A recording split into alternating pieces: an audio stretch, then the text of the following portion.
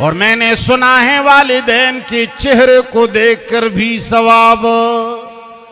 हाय हाय, ए बूढ़ो, तुम्हारी भी इज्जती का असबाब बन रहा है, पर तुम्हें इल्म, तुम्हें घरों से निकालने का मंसूबा बनाया जा रहा है, पर तुम्हें इल्म। जब वालिदैन के चेहरे को देखने से सवाब मिलता है तो क्या जरूरी है कि मैं उसकी खिदमत करूं? मुझे तो सवाब से सरोकार है। जब सिर्फ चेहरे देखने से सवाब मिलता है तो मैं उसके कपड़े क्यों धो लूं? जब सिर्फ देखने से सवाब मिलता है तो मैं उसके खाने की बंदोबस्त क्यों करूं? जब सिर्फ देखने से सवाब मिलता है तो मैं अपने बूढ़े बाप के पेशाब को साफ करने की जहमत क्यों करूं? हम तो मफादात के पुजारी हैं, मतलब है हमारा सवाब से। सवाब मिलता है चेहरा देखने से। उनको फ्रूट लाने की क्या जरूरत? वालिदैन को हाथ पैर दबाने की क्या जरूरत? उनके इलाज की क्या जरूरत? समझ रहे हो मेरी बात को? ये दीन के करीब नहीं कर रहे, ये हमें दूर ले जाया जा रहा है। मेरे रब ने वालिदैन के बारे में कभी ये नहीं कहा कि उसके चेहरा देखने में सवाब है। लिखा है? कहीं नहीं। और जब रब ने नहीं कहा तो मेरा मोहम्मद कुरान के खिलाफ बोलने वाला। नौजवान की शादी हो जाती है, उसका अपना कमरा होता है, वालिदैन एक कमरे के अंदर पूरी रात गुजारते हैं, अपनी औलाद का चेहरा देखने के लिए तरसते हैं। बेटा जब शाम को आता है, कमरे के बाहर बैठे हुए बूढ़ी माँ और बूढ़ा बाप आंखें उठाकर देखते हैं तो बेटा दूर से कहता है, अब्बा खैरियत से हैं, ठीक ठाक हो? सीधा कमरे में चला जाता है, सवाब तो मिल गया, चेहरा देख लिया। फिर बेटा कमरे के अंदर रहता है, फिर कब निकलेगा?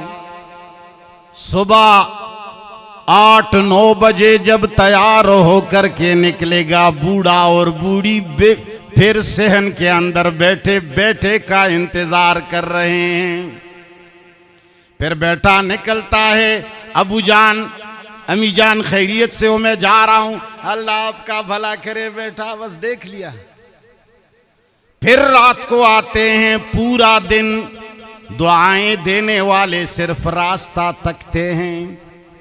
रात को बेटा अगर सेब लाता है तो भी बीवी के कमरे में जाकर के लिफाफा खोलता है। ये हशर तुम्हारा किसने किया? ज़ईफ रिवायात वालों ने, मौलवी ने, बूढ़े तुम्हारा हशर ये बना दिया। अल्लाह अकबर। कुरान करीम आया था, अमल की किताब थी। मेरा परवरदिगार आलम बबांगी दुहल ऐलान करते हैं सूरह अंबिया के अंदर। मेरे परवरदिगार फरमाते हैं, अंबियाए किराम किस लिए भेजे गए? मेरा परवरदिगार 2 ठोक अल्फाज में ऐलान करता है, वमा अरसलना मिन क़ब्लिक मिर रसूल इल्ला नूही इलैहि अन्नहु ला इलाहा इल्ला अना फाबुदून। मेरा परवरदिगार कहता है, मैं सिर्फ मोहम्मद की बात नहीं करता। ए मेरी बात सुनने वालों, कुरान किसके पास आया है?